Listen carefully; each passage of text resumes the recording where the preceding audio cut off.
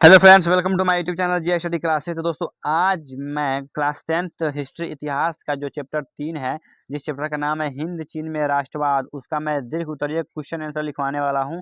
लघु उत्तरीय और अति लघु आप डिस्क्रिप्शन में लिंक होगा, वहां से जाकर देख सकते हैं। हमारे चैनल पर सभी प्रकार का 10th क्लास का ऑल सब्जेक्ट का क्वेश्चन लिखवाया जाता है। यहाँ पे PDF मिलता है आपको। तो यहाँ पे वीडियो को लाइक कर दीजिए और चैनल को सब्सक्राइब कर दीजिए। अगर आप हमारे चैनल पे नए हैं तो पुराने वाला जो स्टूडेंट है वो वीडियो को लाइक कर दे, प्यारा सा कमेंट कर दे। चलिए वीडियो को स्टार्ट करते हैं। दीर्घ उत्तरीय क्वेश्चन हम लोग देखते हैं। यहाँ पे पहला नंबर क्वेश्चन देखिए। यहाँ पे हिंद चीन में उपनिवेश स्थापना का उद्देश्य क्या था। चलिए इसका आंसर हम लोग देखते हैं। आंसर, हिंद चीन में फ्रांस द्वारा अपने उपनिवेश स्थापना का पहला उद्देश्य था डच एवं ब्रिटिश कंपनियों की व्यापारिक प्रतिद्वंदिता का सामना करना। भारत में ही थी, अतः अपनी व्यापारिक सुरक्षा के लिए हिंद चीन में फ्रांस द्वारा उपनिवेश स्थापित करना आवश्यक हो गया था। उनको यह महसूस हुआ कि हिंद चीन में स्थिर होकर वह चीन और मैं उसको ऊपर कर लेता हूँ। यहाँ पे देखिए, चीन और भारत दोनों ओर ध्यान दे सकता है। इससे वे यदि किसी कठिनाई में फंसेंगे उससे निकल सकना आसान होगा। दूसरी बात यह थी कि फ्रांसीसी उद्योगों के लिए उसे हिंद चीन से पर्याप्त कच्चा माल मिल सकता था तथा तैयार माल के लिए बाजार भी कारण कि हिंद चीन की आबादी काफ़ी घनी थी, मतलब बहुत सारा आबादी रहता, बहुत ज़्यादा लोग वहाँ पर रहते हैं। पहले तो फ्रांसीसियों ने बंदरगाह वाले नगरों के साथ व्यापारिक नगरों से शोषण आरंभ किया और देखिए, और यहाँ पे धीरे धीरे वे ग्रामीणों का भी शोषण करने लगे। हिंद चीन के उपभाग तोकिंग के जीवन का आधार लाल घाटी थी। उसी तरह कंबोडिया का सहारा मेकांग नदी का मैदानी क्षेत्र था। कोचीन चीन के जीवन निर्वाह का जरिया मेकांग का डेल्टा क्षेत्र था। फ्रांसीसी व्यापारियों तथा पादरियों ने पहले ही सर्वेक्षण कर लिया था कि जल का निकासी कर दलदली भूमि तथा वनों को काट कर खेती का क्षेत्रफल बढ़ाया जा सके। इससे धान की इतनी उपज होगी कि स्थानीय खपत से बचे धान का निर्यात भी किया जा सकेगा। फ्रांसीसियों ने वैसा ही किया भी। इस प्रकार स्पष्ट है कि हिंद चीन में उपनिवेश स्थापना के ये उद्देश्य थे। चलिए, यह हो गया 1 नंबर क्वेश्चन। आप देखिए 2 नंबर क्वेश्चन यहाँ पे हम लोग देखते हैं, काफ़ी इंपॉर्टेंट क्वेश्चन है। माली गांव की घटना क्या थी, इसका क्या प्रभाव पड़ता है। काफ़ी इंपॉर्टेंट क्वेश्चन। माली गांव की घटना, एक बूढ़ा आदमी जीवित रह जाता है, क्या वही ना क्वेश्चन। चलिए आंसर देखते हैं। माली नाम एक दक्षिणी वियतनाम में एक गाँव था। अमेरिकी सेनाओं ने यहाँ ऐसी बर्बरतापूर्ण कार्य किए जिससे विश्व में शर्म को भी शर्म आने लगी, मतलब शर्म को भी शर्म आने लगी। माली गांव के निवासियों को वियतनाम समर्थक मानकर पूरे गांव को घेर लिया। इसके बाद उन्होंने गांव के एक एक सभी पुरुष को खोजकर मार डाला। बच्चियों तथा खियों के साथ कई दिनों तक बलात्कार किया और अंत में गांव में आग लगा दी। आगे देखिए, गांव में आग लगा दी जिससे सभी जलकर भस्म हो गए। भाग्य से किसी एक प्रकार एक बूढ़ा बचकर छिपा हुआ था। उसी ने विश्व के समक्ष यह कहानी बताई। मतलब जब गांव में आग लगी, सभी बच्चे बूढ़े जवान मर गए, बस एक बूढ़ा आदमी बच गया, वही ये कहानी बताया।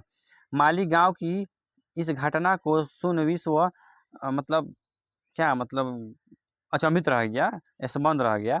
विश्व के कोने कोने में अमेरिका की भर्सनता होने लगी, मतलब उसे शिकायत होने लगा काफ़ी, मतलब उसको ना होता है शिकायत होने लगा। अन्य देशों को कौन कहे, स्वयं अमेरिका में अमेरिकी सैनिकों की थूथू होने लगी। अमेरिकी राष्ट्रपति ऊपर कर लेते हैं। अमेरिकी राष्ट्रपति निक्सन की काफ़ी बदनामी हुई। हॉलीवुड, जहां वियतनाम में अमेरिकी कार्रवाई के पक्ष में फिल्में बनती थी, अब सेना के विरुद्ध में और उसे निशस्त्र हथियारों के रूप में चित्रित करते हुए फिल्में बनने लगी। इस प्रकार अमेरिका समेत पूरे विश्व में अमेरिका की आलोचना होने लगी। तब राष्ट्रपति निक्सन ने शांति स्थापित करने के लिए 5 सूत्री योजना की घोषणा के निम्नलिखित बिंदु थे। 5 सूत्री एग्जाम में पूछेगा, 5 सूत्री योजना क्या थी। 1 नंबर देखिए, हिंद चीन की सभी सेनाएं युद्ध बंद कर यथा स्थान पर टिके। 2 देखिए, यहाँ पे युद्ध विराम की देखरेख अंतर्राष्ट्रीय पर्यवेक्षक करेंगे। इस दौरान कोई देश शक्ति बढ़ाने का प्रयास नहीं करेगा।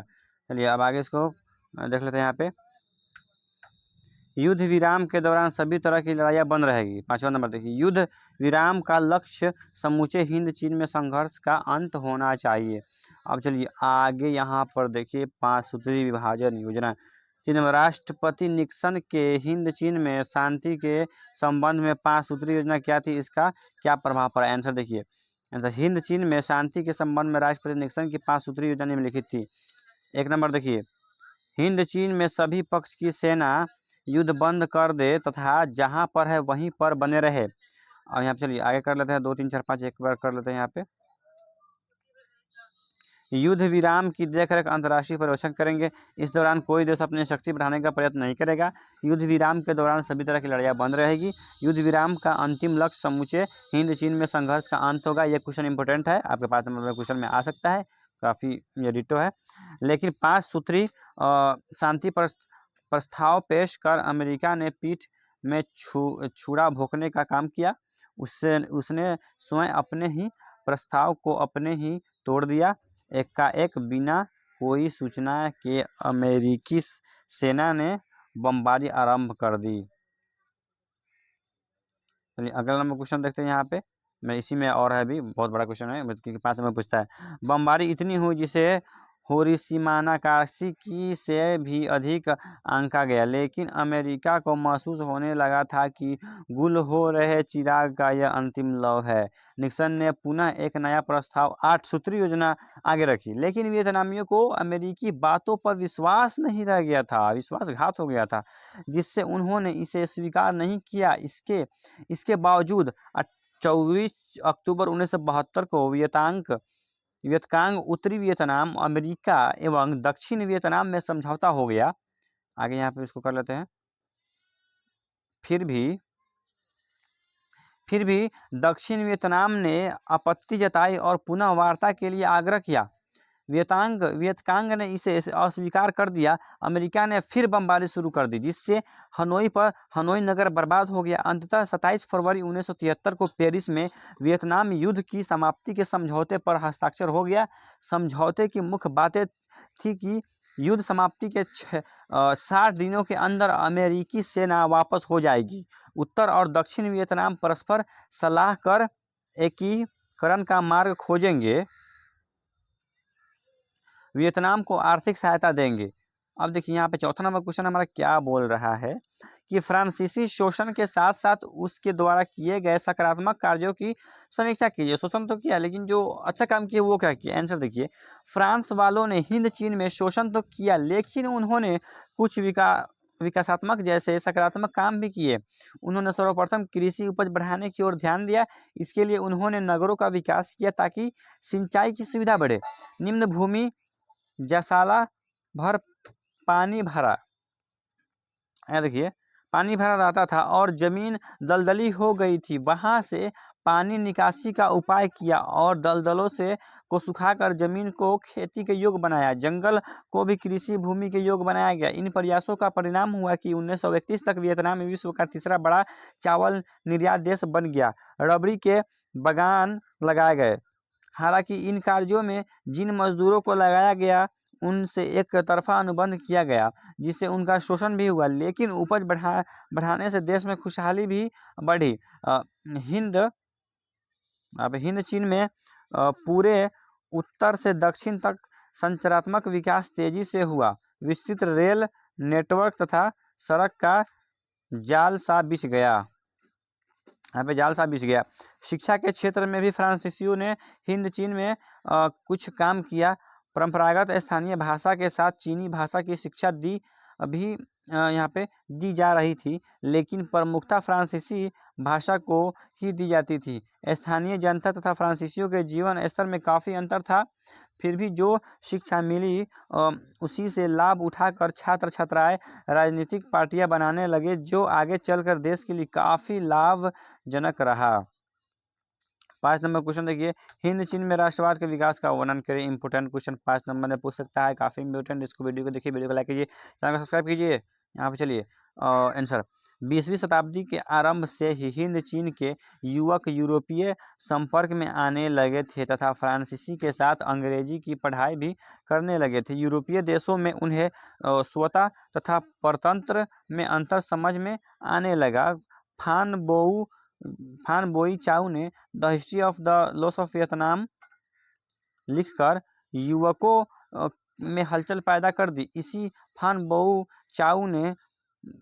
बोउ गाउ ने दुई तान होउ नामक एक क्रांतिकारी दल का गठन 1903 में कर लिया था। 1906 में जापान ने जब रूस को हरा दिया तो हिंद चीन के युवकों को भी प्रेरणा मिली और इनमें उत्साह फैला दिया। रूसो और मार्टेस्क्यू जैसे फ्रांसीसी विचारकों के विचार भी उन्हें उद्वेलित कर रहे थे। इसी समय एक अन्य राष्ट्रवादी नेता फार नु चिन हुए, जिन्होंने राष्ट्रवादी आंदोलन के राजतंत्रीय स्वरूप को गणतंत्रवादी बनाने की कोशिश की। जापान में जाकर शिक्षा प्राप्त युवक इसी तरह के विचार रखने लगे।